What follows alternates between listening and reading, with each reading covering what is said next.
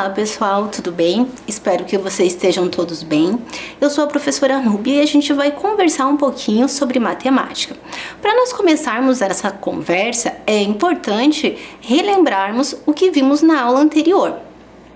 O conteúdo estudado na aula anterior, o que nós estudamos foi reta numérica. Bom, o que vem a ser uma reta numérica? Se a gente for pensar, o próprio nome já nos dá uma indicação do que vem a ser. Ou seja, é uma reta com números, é uma reta numerada.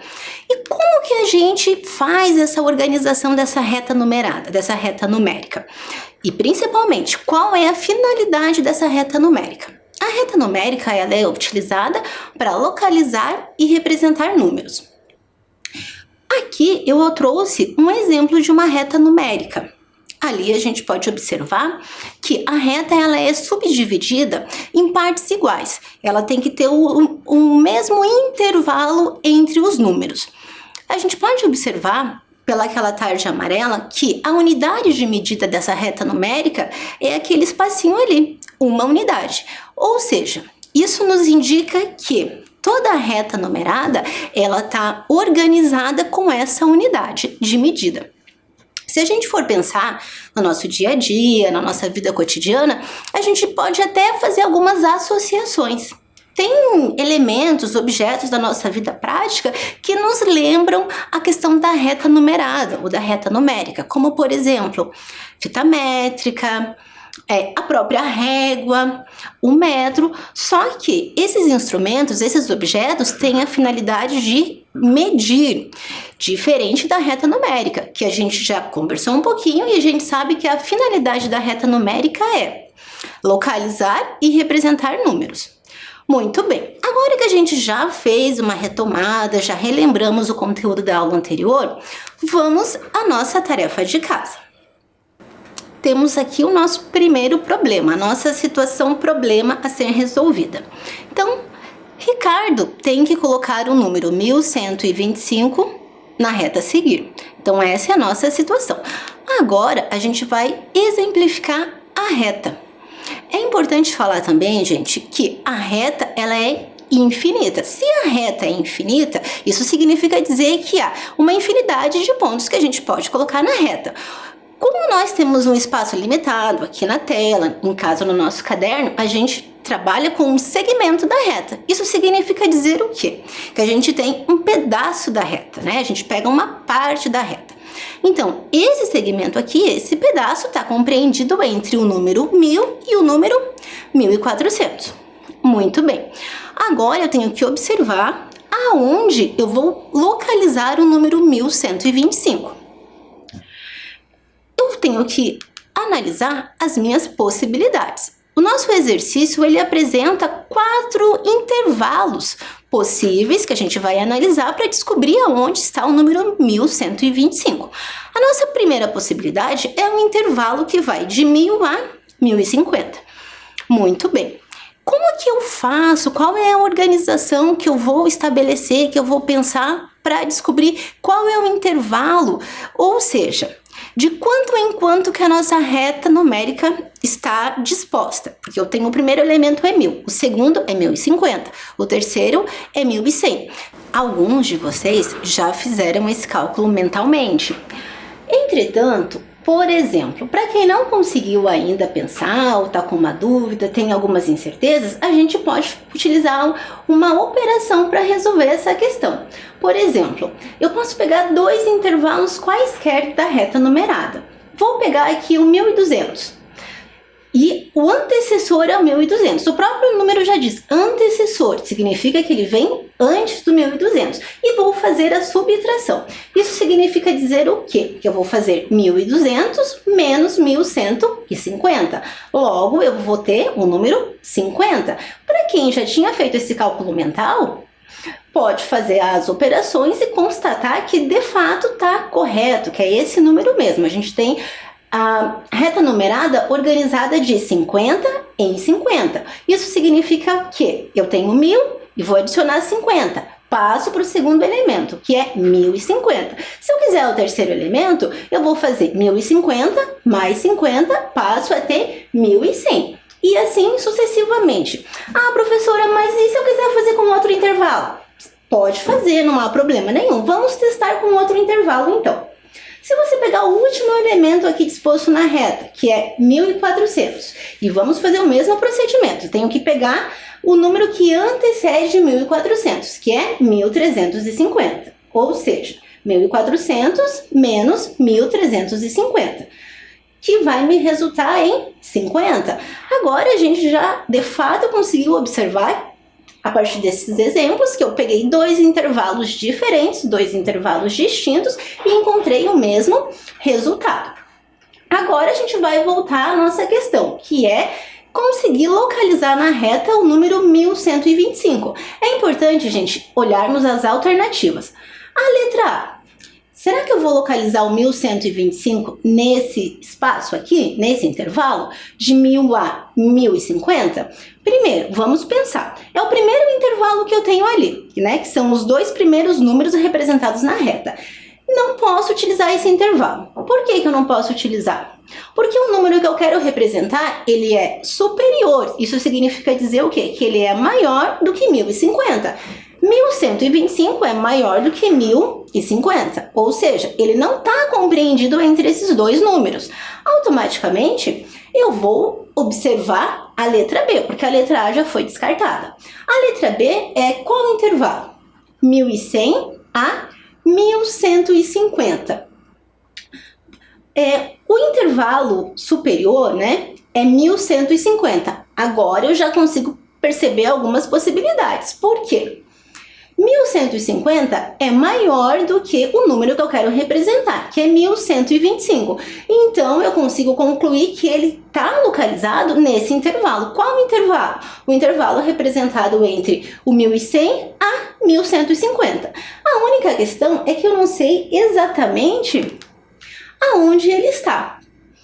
Marquei a alternativa B, isso me desobriga de analisar as alternativas C e D, porque eu já encontrei a resposta. Pessoal, então agora a gente já fez toda essa conversa, fizemos a resolução do exercício mentalmente, mas é importante a gente fazer o detalhamento do exercício. Ou seja, vamos esmiuçar, fazer passo a passo, detalhadamente, qual é o procedimento para que a gente chegue na resposta que a gente já marcou anteriormente. Ou seja, o primeiro passo é fazer o quê? Determinar o intervalo entre um segmento e outro. Eu tenho... Que procedimento eu vou utilizar? Eu vou pegar dois números quaisquer, por exemplo, 1350 e o 1300. O que eu tenho que fazer para determinar de quanto em quanto essa reta numérica está organizada? Tenho que fazer a subtração. Aqui na tela, eu escolhi um intervalo diferente desse que eu mencionei, mas isso também não há diferença alguma. Desde que a gente faça o procedimento certinho, que é a subtração dos números, qualquer intervalo vai dar certo sem problema algum. Peguei aqui, nesse exemplo, o intervalo 1150 menos 1100, que vai dar 50 unidades. Ou seja, essa régua foi dividida de 50 em 50. Eu vou pegar o 1000 e adiciono 50 para encontrar o 1050. Como eu faço para encontrar o próximo elemento? Vou pegar o 1050 e vou adicionar 50. Eu vou ter o 1100. E esse procedimento eu vou fazendo até concluir. Depois que eu fiz esse procedimento da subtração, o que é que eu vou fazer? Eu vou achar um intervalo aonde o número 1125 está localizado. Por exemplo, olha o primeiro intervalo, de 1000 a 1050. Será que eu posso marcar aí? Não, ele não está nesse intervalo porque esse número é maior do que 1050. Então, vou para o próximo intervalo. 1050 e 1100, esse intervalo. O número 1125 pode estar compreendido nesse intervalo? Também não. Por quê? Porque 1125 é maior do que 1100. Agora, eu vou olhar o próximo intervalo. Qual é o próximo intervalo que eu tenho? 1100 a 1150. Muito bem, agora eu já consigo enxergar que há uma possibilidade. Por quê? Porque o número que eu procuro, que é 1125, ele é menor, ele é inferior a 1150, ou seja, isso já me garante que o número que eu procuro, que é 1125, está compreendido nesse intervalo desses dois números, de 1100 a 1150. Muito bem. Como que eu vou fazer para determinar exatamente a posição, né? A localização do número 1125? Eu consigo compreender, analisando o intervalo, que ele está exatamente no meio entre os dois elementos, o 1100 e 1125. E 1150, me desculpem. Então, 1125 está exatamente no meio desse intervalo. Vamos agora trabalhar com o assunto da aula de hoje, que é um aprofundamento sobre localização de números na reta numérica. Vamos continuar aprofundando a questão de sucessor e antecessor e vamos introduzir o conteúdo de números pares e números ímpares nesta aula. Pessoal, então agora para dar continuidade, vamos todos fazer a leitura desse texto, que vai ser uma breve introdução para a resolução do nosso próximo exercício. Em 2010, pela primeira vez na história, a Copa do Mundo foi realizada no continente africano. A África do Sul foi a sede do evento. Em 2014, a Copa do Mundo foi realizada no Brasil. O evento retornou ao território brasileiro após 64 anos, pois foi em 1950 que ocorreu a Copa do Mundo no Brasil. Muito bem, agora nós vamos continuar a leitura do nosso exercício. Como eu falei para vocês, aquela breve história ali foi só para a gente se situar. E também é importante falar, relembrar, na verdade, que muita gente já tem algumas informações sobre a Copa do Mundo, como a questão de tempo, de quanto em quanto tempo ela ocorre, mesmo antes da leitura do texto ou mesmo antes dessa apresentação aqui que eu vou colocar para vocês da nossa reta numerada, que é uma informação adicional que vai nos ajudar para a resolução do exercício. Observe a reta numérica, com os anos das Copas do Mundo a partir de 1990. Aqui a gente vai relembrar uma questão que já foi falada hoje. A reta, ela é infinita, como eu já mencionei para vocês. O que a gente está fazendo? Por questão de limitação, a gente faz um recorte da reta, a gente pega um segmento. E nesse exercício em particular, a gente começou a partir do ano de 1990. Então, o primeiro valor que eu tenho, o primeiro ano representado pela letra P, ali no ponto P, é 1990. Na sequência, eu tenho 1994, depois 1998, 2002. Olhando visualmente, eu tenho certeza que muitos já fizeram um cálculo, outros já sabiam de quanto em quanto, de questão de tempo, as Copas do Mundo acontecem. Ou seja, agora a gente vai verificar o que o exercício nos pede. Todas essas informações que a gente está conversando, que a gente está discutindo, são elementos que vão nos auxiliar para responder a seguinte questão. O ano de 2014 encontra-se na posição marcada por que letra? Então, eu tenho lá a nossa reta numérica, eu tenho indicação de algumas letras que eu ainda não sei qual é o ano correspondente e agora eu vou analisar as minhas possibilidades de alternativas. Ou seja, nesse momento é importante eu saber que só existe uma alternativa correta, então eu tenho que prestar bastante atenção e resolver o exercício. Alternativa A está representada pela letra T, alternativa B, letra U e assim por diante. Agora, o primeiro passo, vamos aqui analisar no quadro a reta numérica para a gente conseguir determinar o intervalo, o tempo que acontece. Eu posso pegar dois números consecutivos, conforme a gente já conversou no exercício anterior. Por exemplo, 1994 e 1990. Basta fazer a subtração. 1994 menos 1990 vai dar 4. Isso indica o quê? Se eu não sabia, se eu olhei a reta e não consegui perceber, fazendo a operação de subtração, eu descubro que é de 4 em 4 anos que acontece esse evento esportivo. Ou seja, se o último número preenchido lá, o último ano preenchido é 2002 e eu quero descobrir o próximo ano, eu tenho que fazer o quê? Somar 2002 a 4 unidades. Então, vamos lá. nós vamos ter que adicionar ao número 2002, 4. Ou seja, eu tenho 2002 mais 4, 2006. E esse mesmo movimento eu vou fazer para os outros espaços que eu quero preencher. 2006 mais 4, 2010. 2010 mais 4, 2014. 2014 mais 4, 2018. Agora, a gente vai observar o que o exercício nos pede como resolução. Ele solicitou que a gente encontrasse qual é a letra que representa a posição no ano de 2014. No caso, eu até já deixei assinalado aqui para vocês, que é a letra V, que representa o ano de 2014. Agora, a gente vai assinalar qual é a alternativa correta, ou seja, a alternativa correta é a alternativa C, que é a letra V. Agora, vamos resolver uma problema. Então, eu tenho a seguinte questão. As paradas de ônibus de uma cidade são localizadas por números em uma reta numérica. A figura a seguir representa as paradas. O ponto P indica o número 960 e o ponto U, o número 1010. Ou seja, a nossa primeira informação ela foi apresentada de modo textual. Tem um texto, que é uma problema.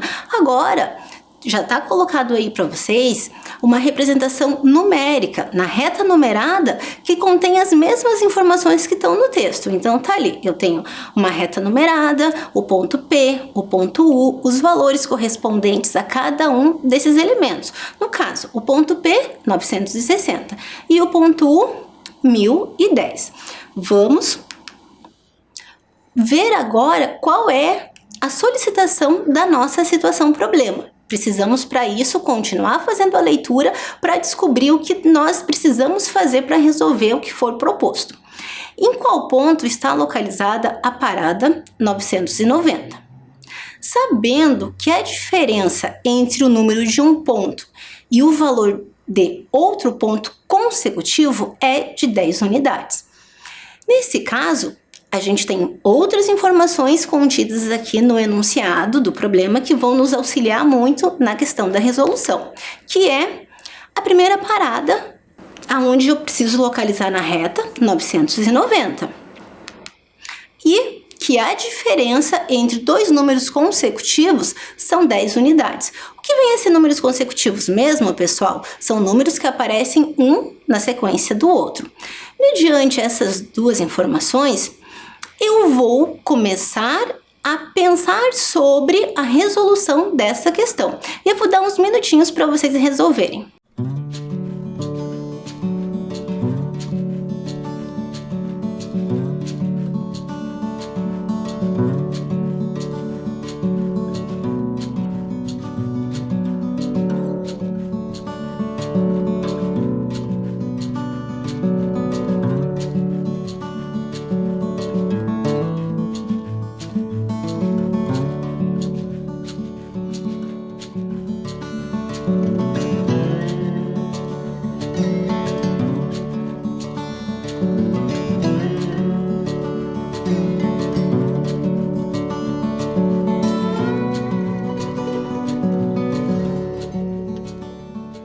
Pessoal, então agora eu quero que vocês olhem comigo para a tela, porque a gente vai fazer a resolução passo a passo dessa problema.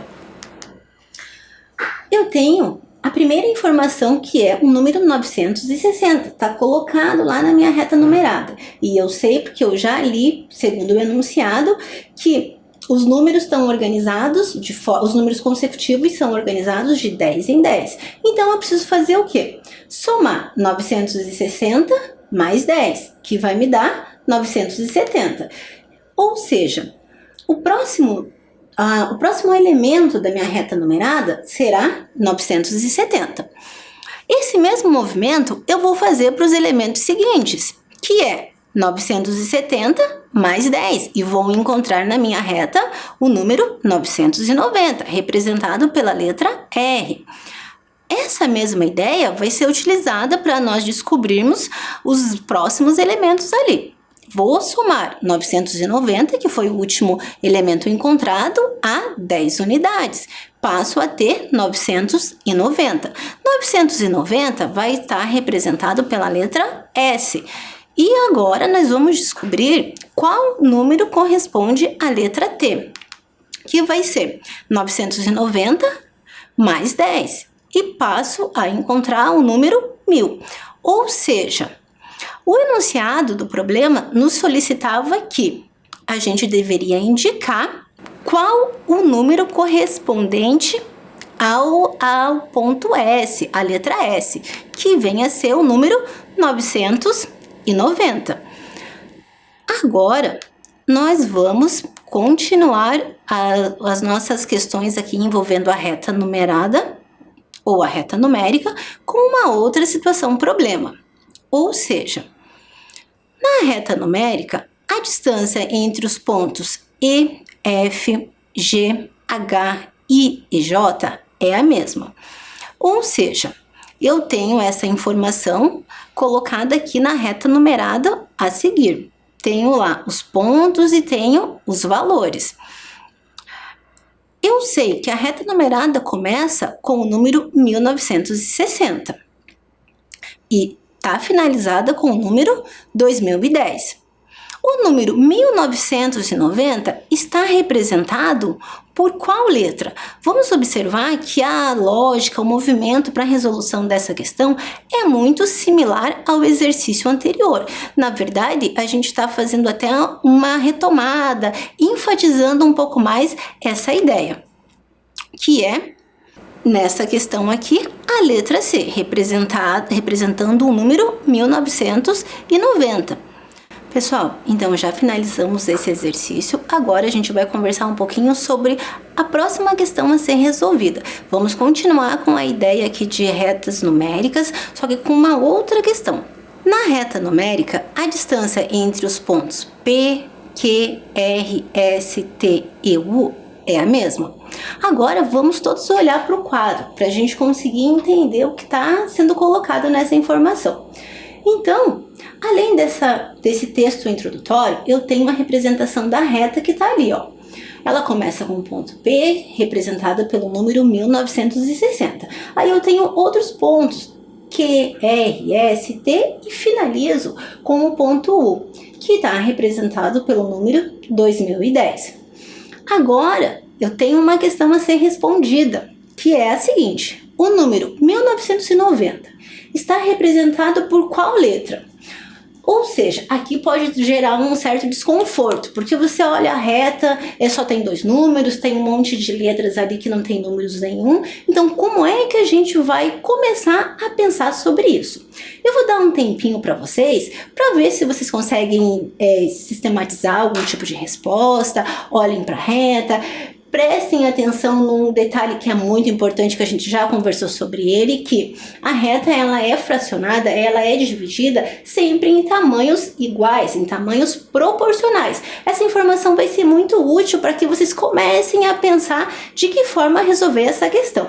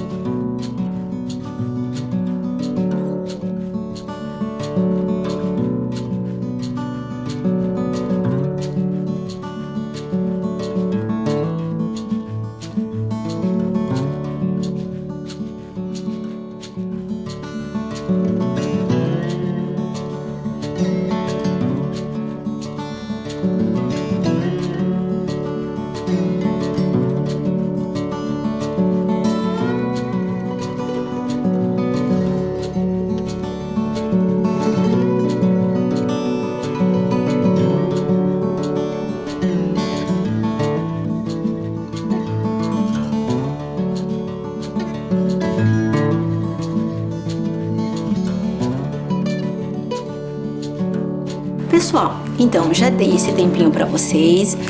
Vocês conseguiram resolver? Conseguiram organizar aí uma linha de pensamento, um esquema para tentar chegar na resposta dessa situação colocada?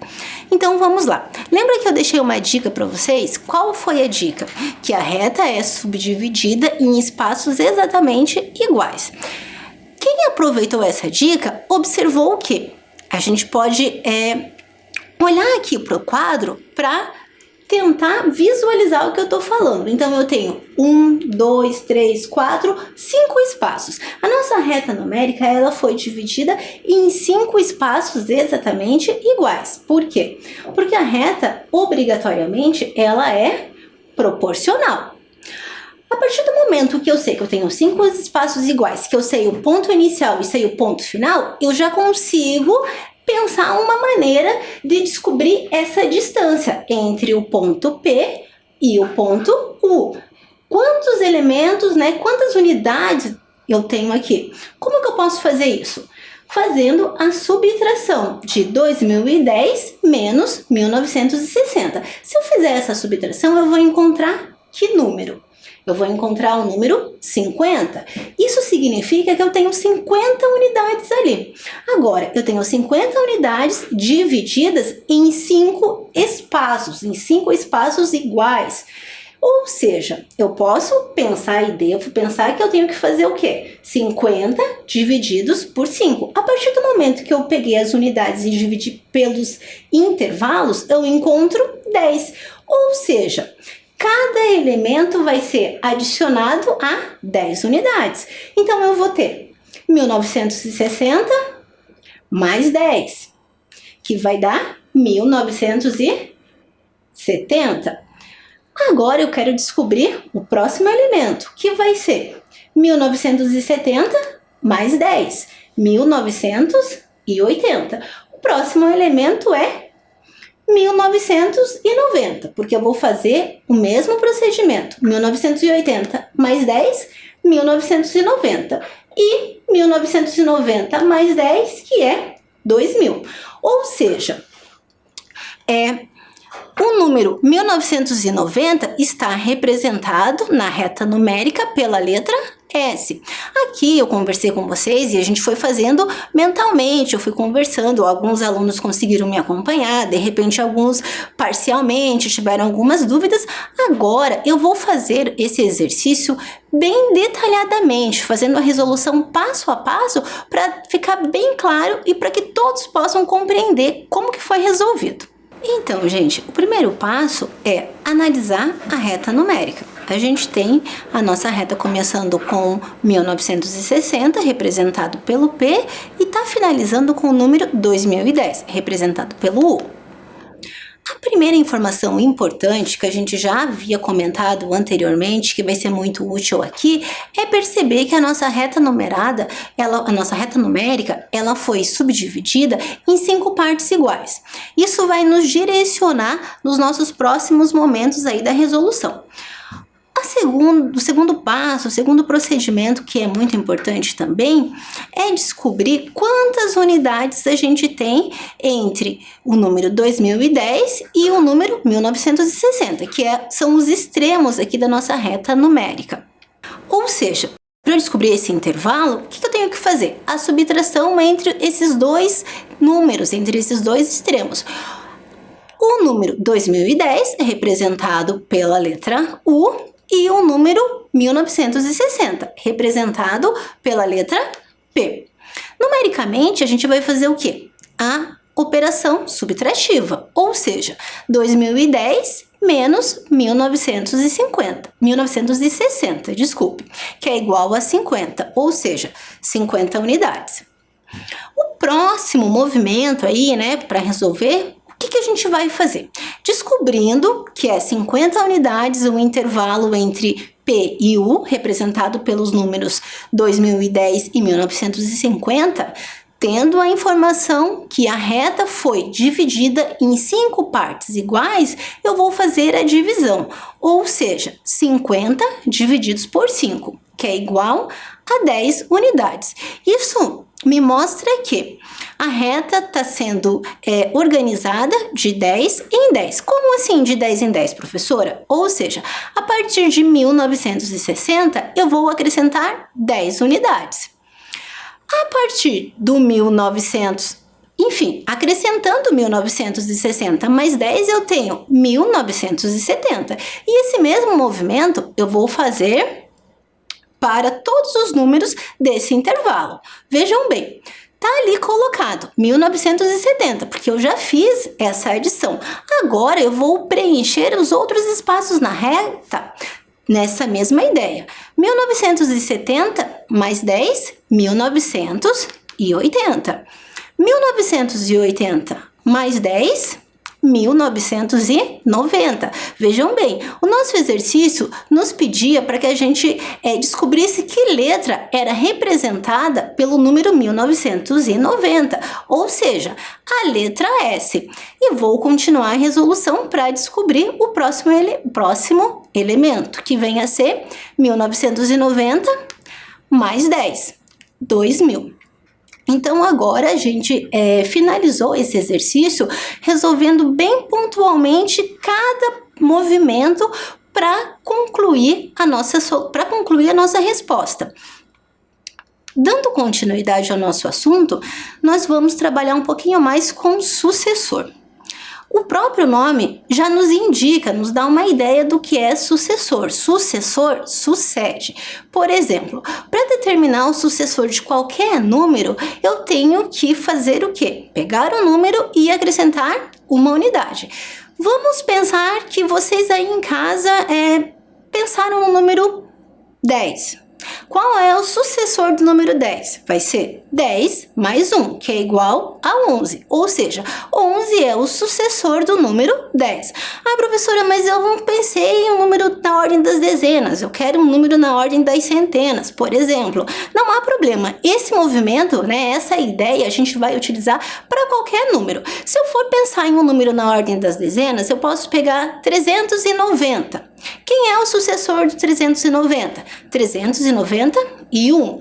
Qual foi o princípio? Adicionar uma unidade ao número 390. Ou seja, 390 mais 1 é igual a 391. A gente já conversou, já estudamos sobre sucessor. Aqui é só mesmo uma retomada do assunto. A mesma ideia é sobre o antecessor. Se formos pensar no próprio nome, antecessor, ele já nos dá uma ideia do que vem a ser um número que antecede, porque é antecessor, é o que vem antes. Por exemplo, posso também pensar em qualquer número. Pensei no número 70. Quem é o antecessor do número 70? Qual é o princípio dessa ideia do antecessor? Eu vou fazer 70 menos 1, ou seja, eu vou subtrair uma unidade do número, que é o 69. E assim eu faço com qualquer número. Ah, mas se eu quero um número na ordem das centenas, também. Vamos pensar que um número na ordem das centenas seja 554. Quem é o antecessor do número 554? É o número 553. Por quê? 554 menos 1 é 553.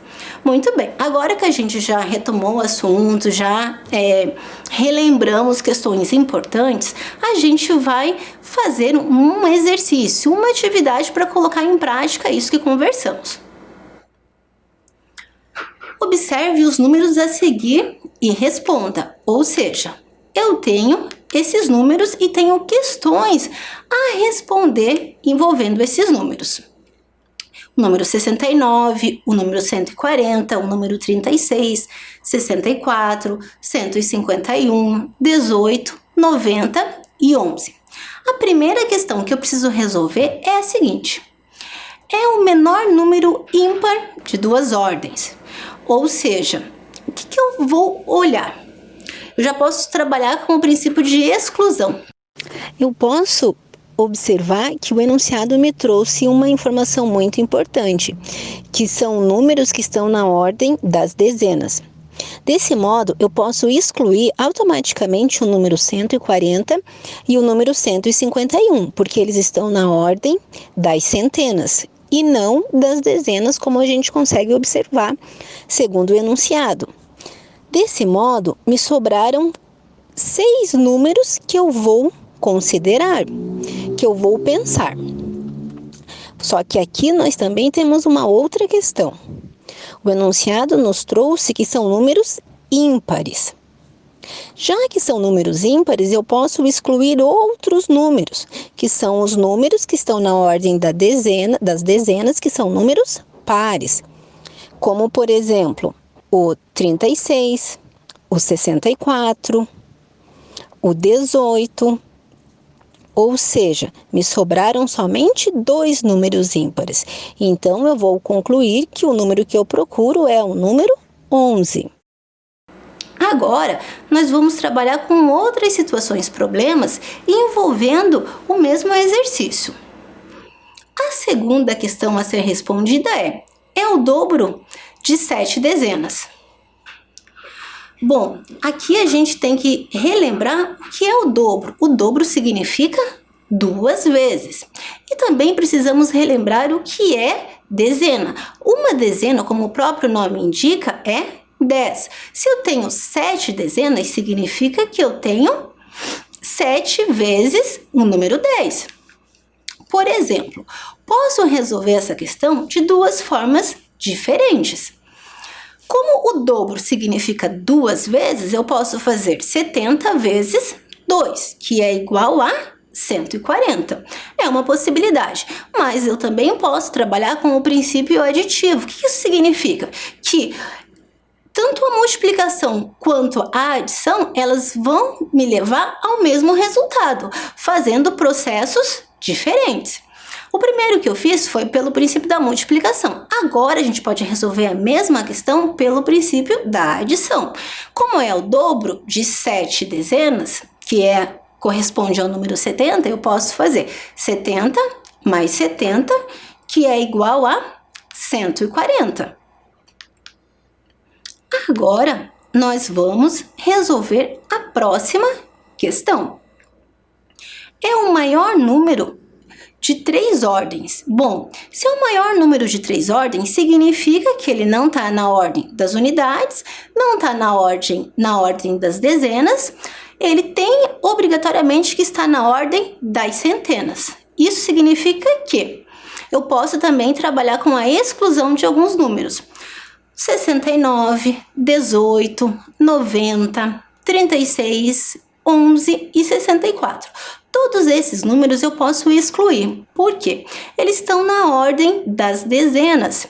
E o meu exercício está me trazendo um elemento que esteja na ordem das centenas. Me sobraram 2 possibilidades a serem analisadas, que é o número 140 e é o número 151. Só que o exercício trouxe uma questão importante que deve ser considerada. Ele colocou que tem que ser o maior número. Ou seja, eu preciso comparar o número 140 e o número 151 e ver quem é o maior. Nesse caso, o maior número é 151. Agora, nós vamos observar a próxima questão proposta aqui dentro da nossa atividade. Fica entre o número 89 e 91. Agora tá fácil, eu tenho um intervalo e eu vou observar qual número inteiro está entre eles. Olhando no quadro de números que eu tenho em cima, eu vou observar que a nossa única possibilidade é o número 90. Então, o número 90, ele está entre o número 89 e 91. A próxima questão é o sucessor de 3 dezenas e meia. Então, vamos lá. Dezenas, já relembramos agora nesse próprio exercício que dezena é 10. Se eu tenho uma dezena, eu tenho 10 unidades. Se eu tenho 2 dezenas, eu tenho 20 unidades. Se eu tenho 3 dezenas, eu tenho 30 unidades. Então, já resolvemos 50% da questão.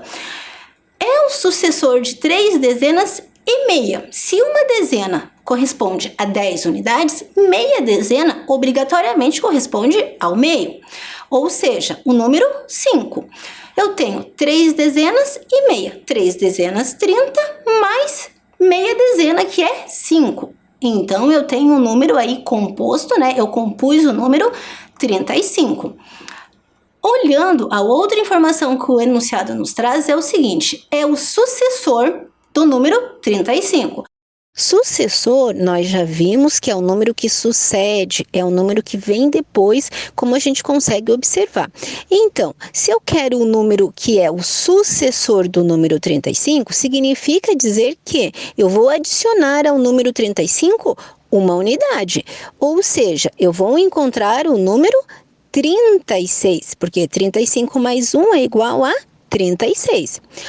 O sucessor, o número que vem depois do número 35, será o número 36. Aqui eu assinalei os números que nós encontramos como respostas para as nossas questões. Dando continuidade, a gente vai trabalhar um pouquinho com a ideia de números pares e números ímpares.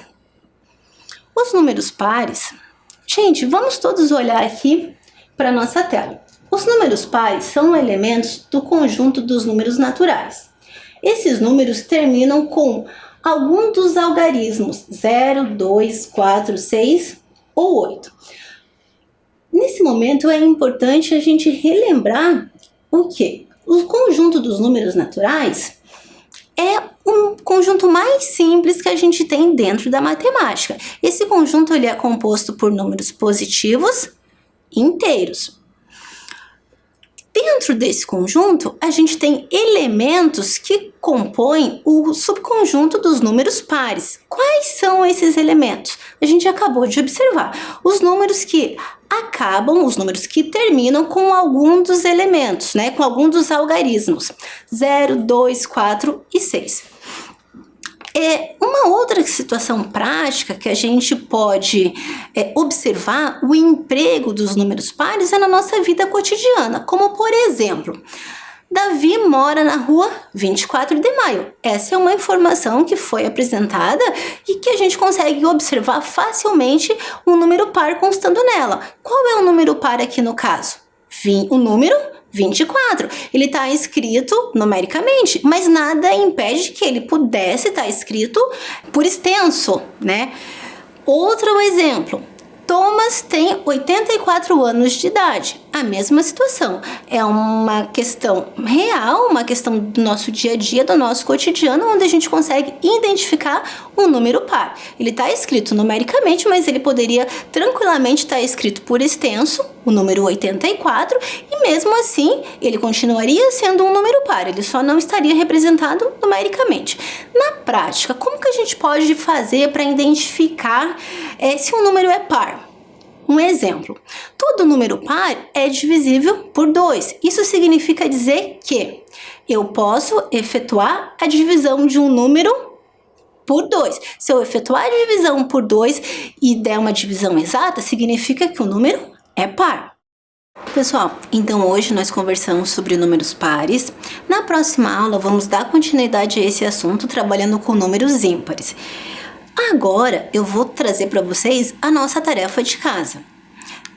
Então, vocês vão resolver essa situação problema. Eu vou deixar um tempinho aí para vocês copiarem depois na sequência. Escreva 5 situações cotidianas onde aparecem os números pares. Como, por exemplo, é o número da casa onde vocês moram, o número do calçado, a idade de um ente querido. Eu trouxe alguns exemplos, mas eu tenho certeza que vocês vão pensar e vão achar vários outros além desses que eu apresentei para vocês. Então, hoje a gente conclui a nossa aula e nos vemos na próxima aula. Tchau, pessoal!